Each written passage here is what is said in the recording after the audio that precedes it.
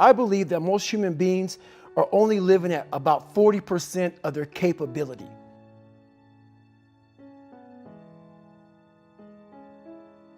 So the mind has a governor, like a car. If you're driving a car and the car has a governor on it, the car may say 130 miles an hour, but the governor is set for 91. Once that governor sets in, you get to 91, that car starts doing this. The car wants to go. The car wants to go, but that fucking factory said, we're not going past 91. We have a factory, a nice governor in our brain, and it's a survival mechanism. It protects us from pain and suffering. The second we feel that shit, our mind says, oh no, this isn't fun. We should back off. We should sit down, find something more comfortable. And there's something about the mind. The mind has the tactical advantage over you at all times.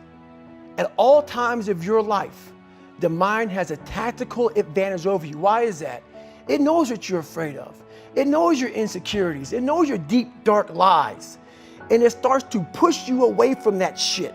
It pushes you in a direction that is comfortable. The mind controls everything. So what I realized was that when I was growing up and I was 300 pounds and I got all fat and I got all insecure, I realized that my mind kept taking me in this direction. When things got uncomfortable for me, when I was facing my insecurities, I was facing my fears, my mind said, oh no, we have the tactical advantage. We need to get you, separate you from this feeling over here. Life's all about feelings. We want the happy feeling. We don't want that feeling of this sucks. Why am I here? And you don't have any, so you can't answer those questions, so you leave.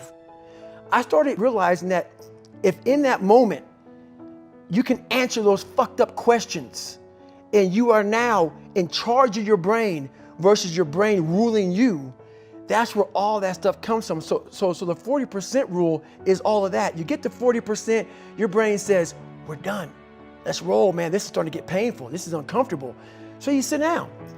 You have to figure out ways, and everybody's different. That's how the book kind of talks about, like we all have these things about, 5 steps to this and 4 steps to this. It's a lot more than that. That's all bullshit. It's a practice that you have to, it's a habit. So if you know that at 40%, I'm feeling pain. At 40%, I'm feeling pain. That's where the 40% rule kicks in. Now it starts. Okay, I'm feeling pain. My mind's saying all this shit to me. It's saying, get out of here, run, flee. The fight or flight kicks in. Okay, we're done. We're not good enough. It starts telling you all these things. You start to believe it because the mind controls all. This is the time where you have to gain control back of your mind. It's okay, let me see if I can go 45%. And once you start giving yourself more and more hope and start realizing, okay, the mind starts to be, okay, what are you doing? We're supposed to be going right and you're going left.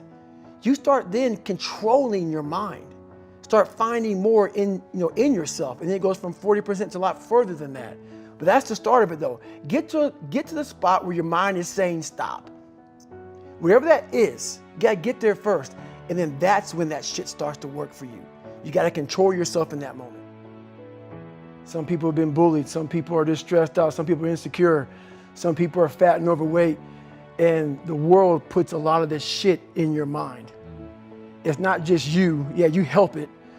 And my whole thing is about, I had to develop a mindset that was indestructible. I had to armor plate my mind. And it's about what you're saying to yourself, but it also comes with work. So whenever I was getting beat down, physically, mentally, spiritually, whatever I was going through, just saying, I would put, you can't hurt me.